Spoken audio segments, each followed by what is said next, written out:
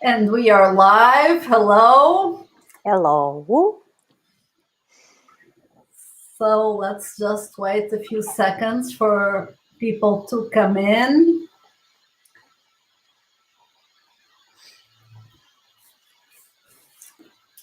And then we will begin with today's episode. Is there anyone watching us live at the moment? Because I cannot see. Well, let us begin. Let's begin. Yes, let's begin. Okay, so hello, welcome to NLP Lunch and Learn, your weekly NLP nutrition with Ana and Viki. My name is Ana. And I'm Viki, and welcome from my side as well. So today we're going to be teaching an NLP technique, a coaching technique to help you get unstuck. So if you're watching this, I'm guessing that you might have some area of your life where you'd like to change something, or maybe you know someone who has an area of their lives that they want to change. And today we're going to really focus on that, how you can get unstuck in your business, either in your business or in your career or in your life in general. And the truth is that NLP can help you get unstuck in business and in life. So we're going to learn a self-coaching technique to help you get unstuck now. Before we go into the technique and the unstuck, I have a friend that reminded me that we haven't said what NLP is. So NLP stands for Neuro-Linguistic Programming. And neuro is about the brain, and linguistic is about the language we are using. And the programming is about our habits, our beliefs, actually how we have been programmed in our life and how we can easily change it. So it is about how we create our reality, how we interact with each other, and how we perform in the world. Yes. Now, going to the stuck state, being stuck, I will tell you how it feels for me when I'm stuck. And of course, we all get stuck sometimes. So when I'm stuck, I feel like my whole body is very heavy in a way. Like I have a brick on my head, like it's pushing me down. It's very difficult to get up in the morning from bed. It's very difficult to get motivated to do anything. It's like I don't see the light at the end of the tunnel. Wow. The voices in my head, my internal voices are so loud so that I cannot concentrate on one. Or it's loud. It's horrible. I feel overwhelmed, and at the same time, I feel like I'm paralyzed, like I'm glued to the ground. Wow. I cannot move. I feel hopeless. I feel very doubtful about myself, and it's blocked. It's in a way I'm blocked. Wow. So what about you, Ana? Well, yeah. Well, you gave quite a description there, Vicky, and I can really relate to a lot of what you said. For me, being stuck is like being unable to think clearly and not knowing that I don't feel well, but not really knowing what I'm feeling, and just being unable to take action. Like thinking, talking, but then where's the action? It's not there. Yeah. So that is what being stuck is for me. Yeah. So it's interesting because I hear this word today a lot, getting stuck. I mean, I've been hearing it throughout the years, but now with COVID, it seems like people even talk about it more. And I hear it like in clients and coaching clients, or in friends. Friends say it a lot, family. And I hear it like I can't exercise, or my career, I'm not happy, but I don't know what to do, so I'm stuck there. Or you can be stuck even in a relationship. Relationships get stuck. You can be stuck in your career. You can be stuck in so many ways, right? Do you hear that word a lot, Vicky? Yes, I also have it with my clients when, for example, I want this, but also I want that. And then there is this collision between our parts, and the one or the other doesn't allow us to move. So it's a stuck. It's a stuckness, as you said. No movement. Yes, it's like the opposite of movement, the opposite of action, the opposite of progress. And progress is such an important thing for us to be happy, to feel that we're progressing, that we're growing, right? Yes. Yeah. So Ana, what is a stuck state if we talk in NLP terms? Well, in NLP terms, stuck is really a state. It's a stuck state, and it's an unresourceful state. It's a state where you don't have access to all those resources that you have inside of you. It's like you can't get them out there. You can't act. Yes. And it's a state without a choice. So in NLP, we say the choice is better than no choice, and we feel stuck when we don't have a choice. And what we're doing here is creating choice in NLP. Exactly. NLP is all about choice. Yes. So shall we go into our technique for today? And we talked about our pasts, and of course we have had many stuck states in the past. So we said, why don't we explore with you a stuck state that we had in the past, and we will work on Ana's stuck state, and you can work along with us. Yes, so we invite you in. We invite you to grab a piece of paper, grab a pen, somewhere to write. And if you have a stuck state, just go there, access your stuck state, and follow along with the questions that Viki is going to be asking for your stuck state, so you can apply this immediately in your life. Yes. Okay, so Ana, can you tell us more a little bit about your stuck state? Tell us something about how you felt back then, and how was it for you? Just go back in the experience.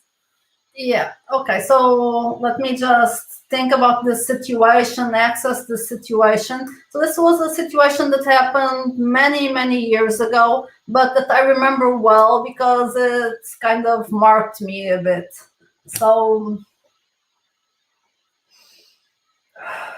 yeah, just go back there, see what you see, hear what you heard, and feel what you felt when you were stuck. Okay. Mm-hmm. Yeah. So this was a situation. Maybe I can share a bit about the situation. Is that okay? Mm-hmm. Please. Okay, so I was it was about 10 years ago, more than 10 years ago. I was doing many things. So to the outside world, it could seem that I had everything together, but for me, everything was falling apart. Okay. So and I was stuck in a particular area. I would say that it was in my career. If we were to name it, it would be in the career area. Mm-hmm. So I was working as an architect in an office in a job that I did not like at all. So I was doing that part time. So half of the day I was doing that. And I remember going there with this heavy feeling, as you described, a weight on my shoulders. And I just disliked even going there. As I arrived, I felt no connection. I wasn't happy with what I was doing. And I was just controlling the time and seeing when will it be time for me to leave, because I just want to go away. Yes. So I felt that I was like just selling my life away, giving my life away to that situation. Okay, so you were unhappy in that situation, and was there anything else there, or? Well, I was just unhappy. I was unhappy. You were unhappy. Yeah. You were unhappy. Mm-hmm. Yes. And then I was also taking a PhD. I was taking a PhD in architecture, and I wasn't happy there either. Okay. Because I was going to create this thesis, right? To write the thesis, And I was beginning to find out that I couldn't find the team that I was passionate about. And the professors, they were pressuring me to choose something, to choose a team. And I was not passionate about anything. I could not find anything that I could relate to, that I really wanted to write about for the following years, because it would take years. Yeah. So you were stuck in architecture that you didn't like. Yes, exactly. Okay. So for how long were you stuck in this area? How long did it take you? So in this situation, I was for about a year. So it was like a downward spiral, but at the same time, it was like I was on this hamster wheel. Oh yes, I can relate to that. Yes, and 1 year, yeah, it's a long time. Yes, it took me a long time, and if I had coaching at that time, it would have been much quicker. I would get out of the situation very quickly. But no, it took me a long time to get out. Yes. So what happened then? Did you know what you wanted? How did you get out of this stuck state? Did you knew that you didn't want architecture? Yes. So here the situation is, and for the people at home, for you to follow along, the question here is the current situation, right? Yes. We're gonna describe it afterwards in our when we finish the conversation. Okay. Sure. Great. Yes. Okay. So so did you know what you want? How did you figured out that you don't want architecture, but did you know what you wanted? So the question here is that I didn't know what I wanted. I just knew what I didn't want. I just knew what was not fulfilling me and what was not making me happy. But I did not know where I wanted to go. That I did not know. Yes. And then what happened? How did you find out? Well, there was a thing in my life that I was doing part time. Also, it took up a small amount of my life, but that I was very passionate about, which was tutoring, preparing the students to get into university. And that was something that I loved doing it, and I was doing it at the time 1-to-1, and I totally loved it. Yes. But I always saw that as like a low status thing, so I didn't really give much importance to it. And then what happened then? So you were stuck, and this was your state, and then you found out that this is the passion that you have. So you found out actually what you wanted to do in life, and then what happened afterwards? Well, what happened is that the situation, either at the office I was working, the architectural office that I was working at, and at the PhD also, it all started to crumble down. And it's interesting because I was not taking responsibility for myself. I was blaming the people at the office. Oh, those guys, they're just assholes. And in the PhD, I would think, oh, these professors, they're trying to make me work for their teams. That they're trying to get me to write about, about what they want. So I was blaming everyone, and I was not taking responsibility for myself. But then what happened was that I started having a bad attitude at this office, and I ended up getting fired. Okay. So it became even worse. Yes. It became even worse. And at the PhD, I started to realize that this is not going to happen. I'm not going to spend a ton of time writing about something that I'm not passionate about. So I was going to quit the PhD. Okay, so you decided you're going to quit everything. I mean, you got fired from the job, then you decided you're going to quit the PhD, and then you were left there at home in your stuck state. Right. Yes. And you knew what you wanted.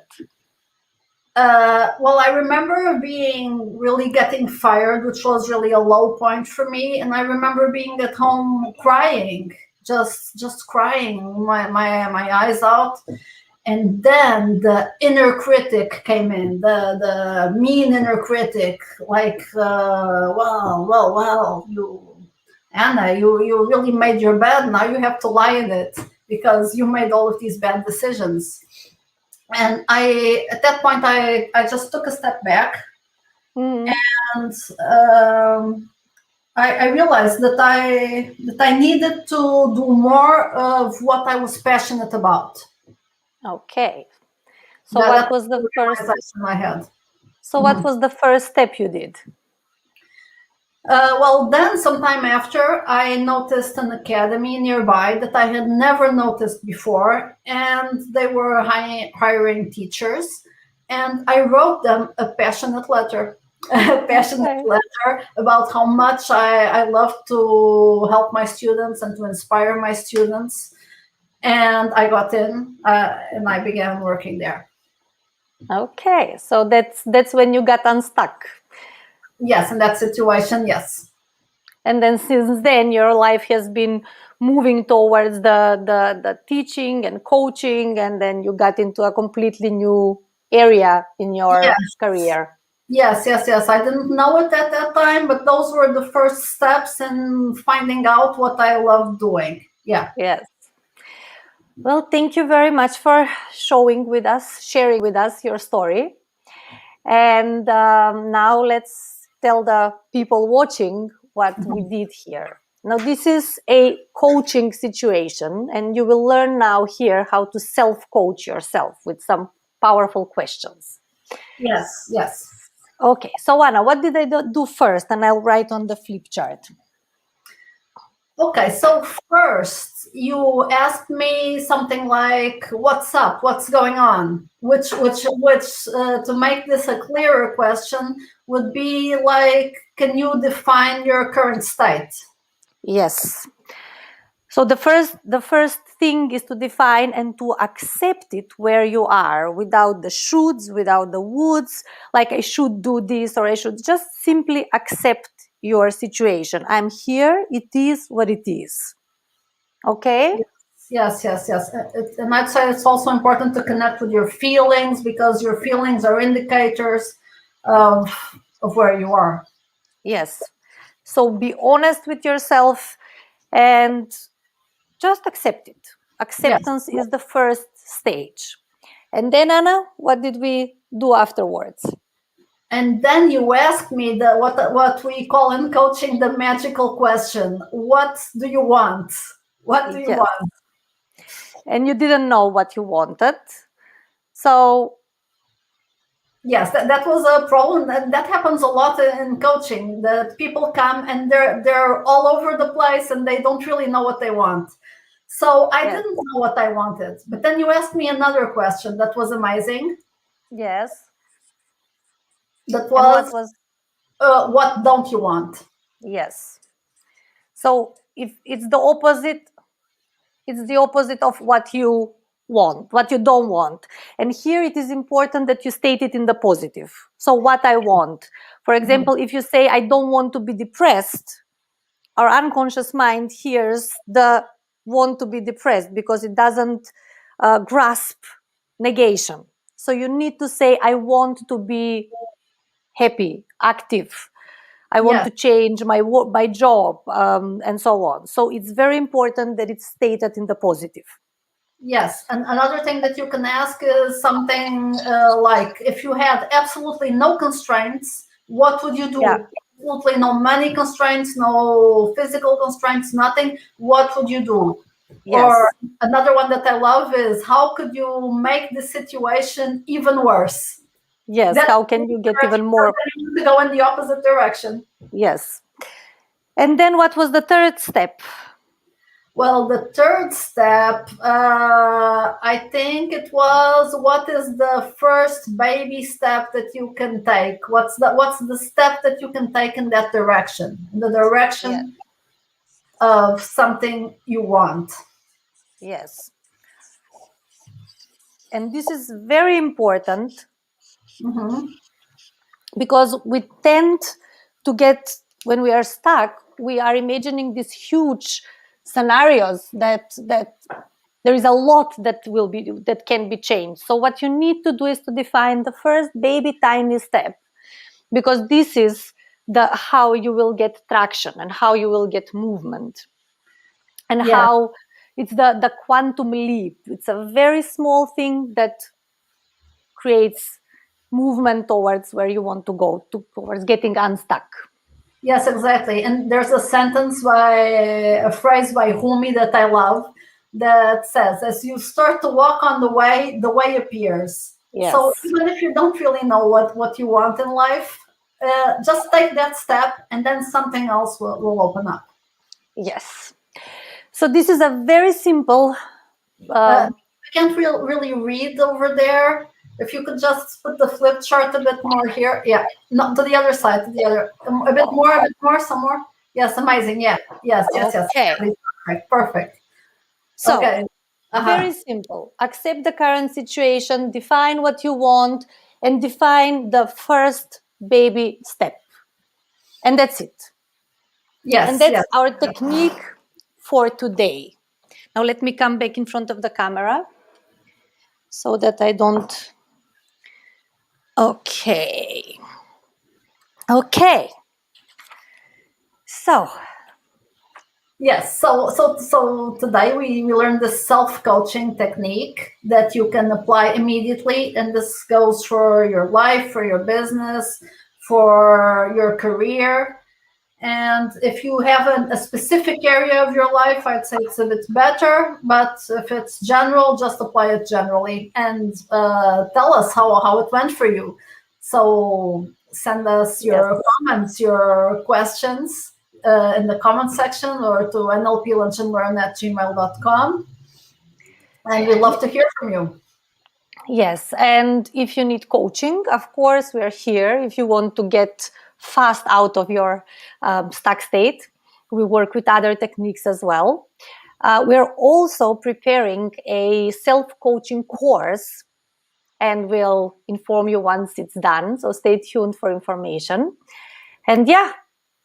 So next week, what's up next week? Next week, we're going to be talking about how can I get into the state I want with NLP. So how can I get into a resourceful state with NLP? Yes. Thank you for watching. Thank you for watching, and see you next week. See you next week. Yes. Bye. Bye.